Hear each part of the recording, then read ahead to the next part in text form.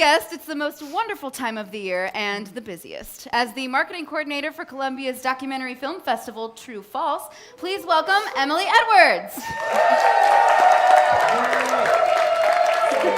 at you. Hi, thank you. Thank you for having me. Pleasure. Come sit. I have to get my note cards steady. I always tell people these are the comfiest chairs in the world. Would you agree? Yes. It goes a lot farther back than you think, too. Oh, yeah. You could, wish there were an ottoman, but, you know. Feels a little like Dr. Evil, like I'm going to spin around and I wish these did spin. That'd be fun. They should. Can we make that happen? Can you make these spin? No? Okay. Yeah? Someone said yeah. We'll make it happen, I guess. All right, so you're the marketing coordinator for True False. What's that like? What do you mean? What do you do? What do I do? Yeah. So I handle all the advertising, all the press relations, all the social media.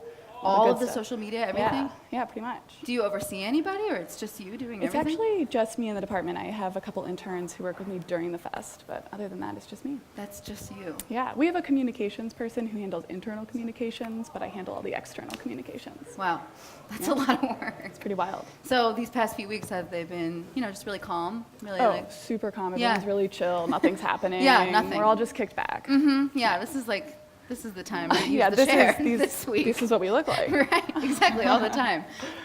So how close, I guess, do you get with interaction with filmmakers and the actual films going on screen?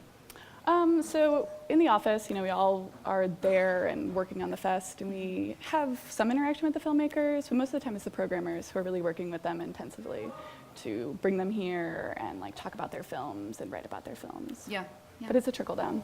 That's kind of nice. Yeah, you it's have rad. some sort of connection. I kind of know that guy. I booked his travel, Yeah. Wow. Oh my God. The plane ticket I printed in his hand. You wouldn't believe it. Yeah. That's crazy. What would you say the hardest part of your job is? That's a good question. So I guess the hardest part about marketing True False is finding a really authentic voice for it, because the fest is so DIY and so authentic itself. Putting a brand on it feels a little funny sometimes, because it's so homespun and really wonderful.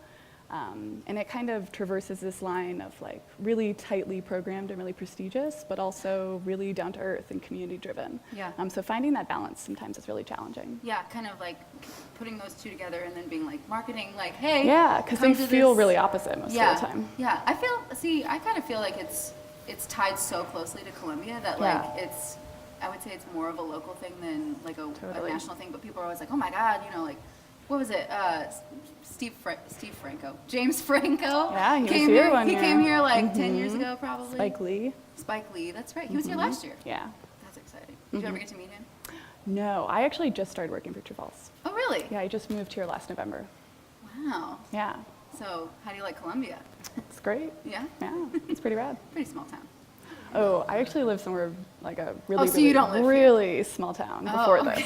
But I live here now. Oh, okay. Yeah. Okay. Oh, well, that makes sense. So what can people expect for this? What's this year's True False? How would it be different from other years? So different from other years. Well, we have a couple new things going on.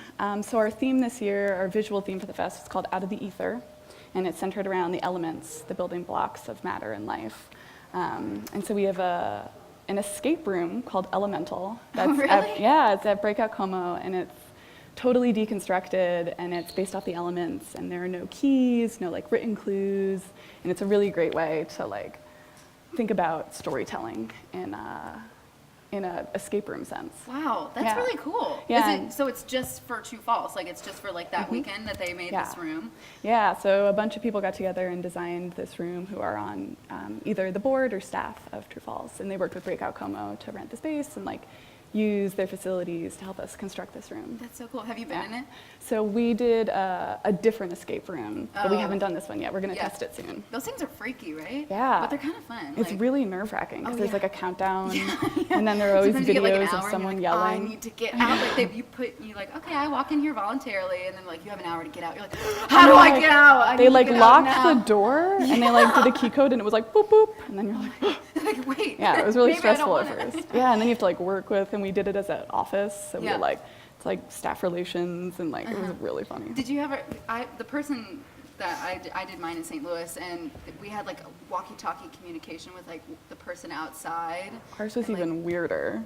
It's on a screen and she watches you the whole time. Ooh. And you like look up at the camera and ask for a clue. And she like flashes a clue on the screen. It was really bizarre. That's creepy. That's like Big Brother. What was the really theme for rad that though. one? Ours was Mark Twain, I think. Mark Twain. Yeah, we were like in this old library. Yeah, it's really funny. Mark Twain. I'm just picturing Mark Twain trying to be like, how do I get out of here? I think Where's it the door? was, like with literary themes. Yeah. Need to find the Mississippi River. Yeah. Who knows? Steamboat. So, besides the breakout room, is there anything else that people should know about this specific festival? So besides all the really great films and musicians, there are 37 films, over 40 musicians, and 22 short films. The short programs are actually really great this year.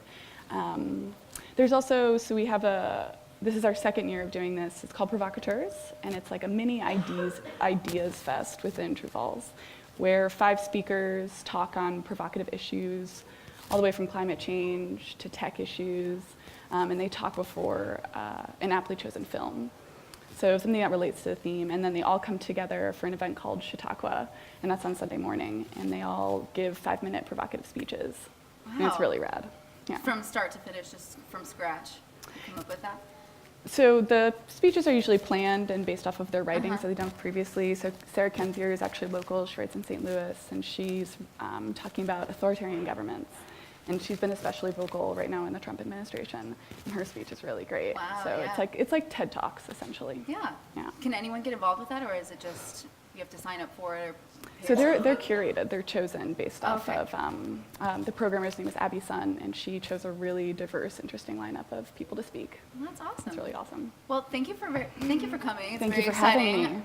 True Falls is happening every year, and when it's next weekend? It's March 2nd through the March 5th. 2nd through the 5th. Yeah.